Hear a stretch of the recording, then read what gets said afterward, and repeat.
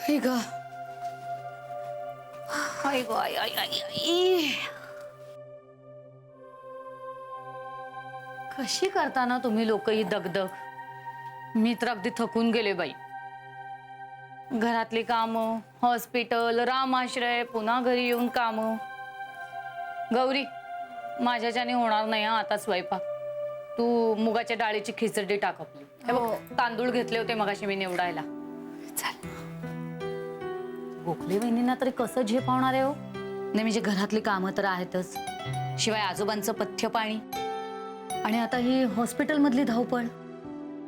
तू सौरवशी बोलत असताना मी रामाश्रयावर फोन केला आणि त्यांना सांगितलं की गोखल्यांच्या घरी आणि हॉस्पिटलमध्ये सकाळचा आणि संध्याकाळचा जेवणाचा डबा पाठवा. अरे वा, हे तुम्ही बरं केलं हा. मी तोच विचार करत होते की घरनं डबा करून पाठवावा का, पण हा इतका सगळा खटाटोप कसा मला जमणार आहे तेच कळत नव्हतं.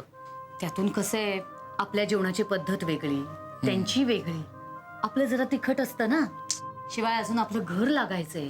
तुला काळजी लागून राहणार हे मी तेव्हाच ओळखलं होतं आणि म्हणून मी परस्पर फोन करून मोकळा झालो. नाही म्हणजे मला टेन्शन जरा दुसऱ्याच गोष्टीचं आहे. आता गौरीच्या साखरपुड्याचं कसं होणार हो? कसं होणार म्हणजे काय, जोपर्यंत गोखले साहेबांची तब्येत पूर्ववत होत नाही तोपर्यंत साखरपुडा पुढे ढकलायचा. त्यात टेन्शन घेणार का काय? अहो टेन्शन येणारच ना. आधी एकतर ही गौरी होकार देत नव्हती, तिने होकार दिल्यानंतर ती बातमी पसरली, त्याचं टेन्शन.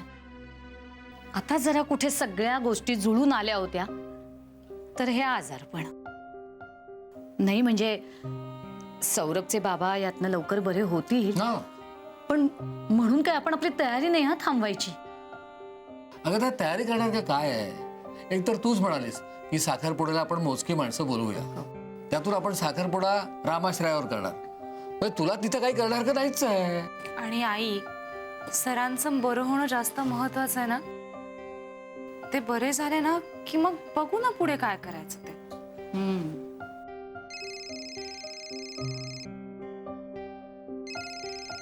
घे, सौरभचा फोन आहे. हे सगळं बरं असेल ना ग?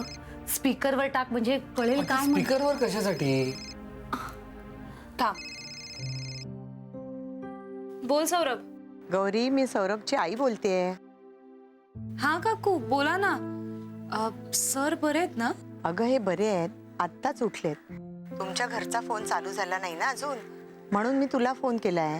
काही हरकत नाही काकू, बोला. अगं यांनी तुझ्या आई बाबांसाठी एक खास निरोप दिलाय. ठरल्या दिवशी साखरपुडा झाला पाहिजे, तो पुढे ढकलायचा नाही. तो फिर आपका इच्छा पूरा हो जाएगा साहब. चल, ऐसा थोड़ी होता है साहब. मैंने दिया लगाया था लेकिन मेरा दिया बुझ गया साहब. मेरे रोजी का शादी किसी और से हो गई. असू दे बहादूर. ओय, रात्रीचे 12 वाजून गेलेत, अख्खा रामाश्रय उठेल आता, रडू नको. नहीं रोते हैं साहब, लेकिन साहब मेरे लिए आप करो ना इतना साहब. मी असं काही करणार नाहीये. करो ना साहब मेरे लिए एक बार. बर तू रडू नको बाबा, आता रडू नको, मी करतो. हा. करेगा साहब? तो फिर कल सुबह तैयार रहो साहब. मालकांच्या आवडीचा नाश्ता घेऊन आलेलो आहे. नुसत्या वासाने दार उघडून बाहेर येतील. या पंचकृषीत माझ्यासारखा उपमा कोणीही करणार नाही.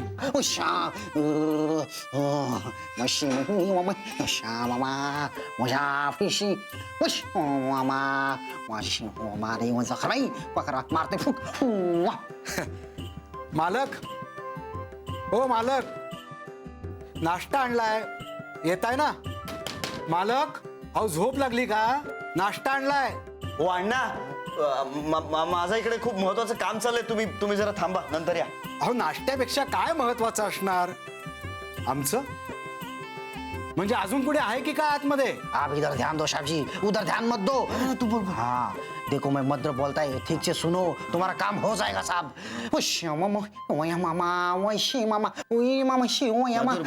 बहादूर, मला हे काही कळत नाहीये. भाषा नहीं समझता ये, मुझको भी नहीं समझता है, लेकिन साहब ये बोलना बहुत जरूरी है। ये मंत्र में बहुत ताकत है, आपका पूरा इच्छा पूरा हो जाएगा साहब। हाँ साहब, बोलता है मैं मालक आहो, नाश्ता घ्या ना.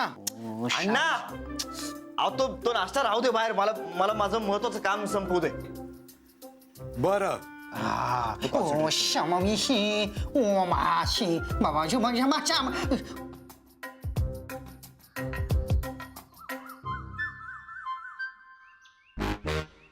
काय बोलतायत ते काय ऐकू येत नाहीये, पण काहीतरी गौड बंगाल आहे हे मात्र नक्की. कळेल एक ना एक दिवस या अण्णाला नक्की.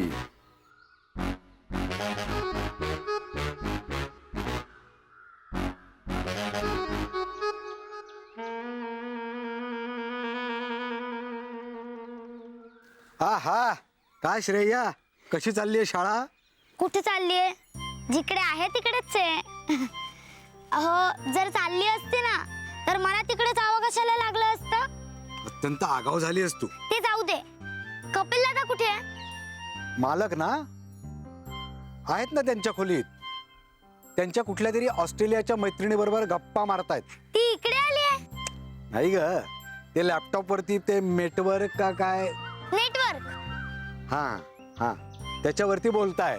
ते इकडचं तिकडं दिसतं, तिकडचं इकडं दिसतं. हा बरं का, त्यांची ती मैत्रिणी ना अतिशय सुरेख आहे बरं का. अगदी मालकांना शोभेल अशी. दोघांचा जोडा काय शोभेल माहितीये? लक्ष्मी नारायणासारखा.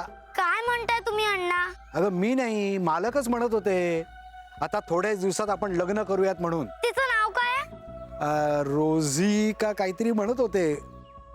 हा रोजीच. मला खरं नाही वाटत आहे. तुम्ही काहीतरी चुकीचं ऐकलं असेल. तुला खरं वाटत नाहीये ना? तूच जाऊन बघ मग. अगं दार सुद्धा उघडत नाहीये. मी सुद्धा दारा मागणं गुपचूप ऐकलंय. असं कसं करू शकतो कपिल दादा? इतर कोणाशी कसं काय लग्न करू शकतो? इतर कोणाशी म्हणजे? काय नाही.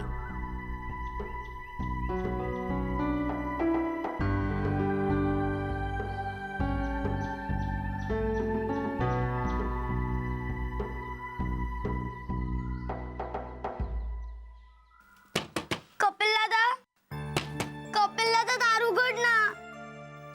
साहब जी आप उधर ध्यान मत दो, आप खाली इधर दिए के ऊपर ध्यान दो, नहीं तो ये दिया बुझ जाएगा साहब. हाँ मैं मंत्र बोलता है, उसके बाद तुम फूंक मारो, एकदम जोर से मारो. हाँ कपिल दादा प्लीज दार उघड ना. कपिल दादा मला कळलं पाहिजे तू काय करतोस आज. ओ श्यामा मामा ओ श्यामा मारू फुंकर मारू. हाँ मारू आता जोर से मारो साहब. नक्की. हाँ जोरात ना. हाँ हाँ. बुझ गया. ठीक है, मैं फिर से जरा था साहब. कपिल दादा दार उघड ना प्लीज. कपिल दादा दार उघड. साहब जी उधर ध्यान मत दो, पूरा कॉन्सेंट्रेट इधर करो. ऐसा ना पूजा का टाइम ऐसा उठ के नहीं जाने का.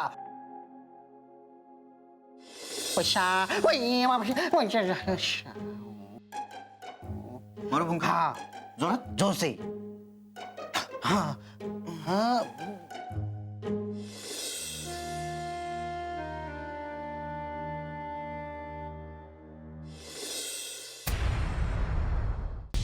अरे गौरी, ही रोजी कोण आहे?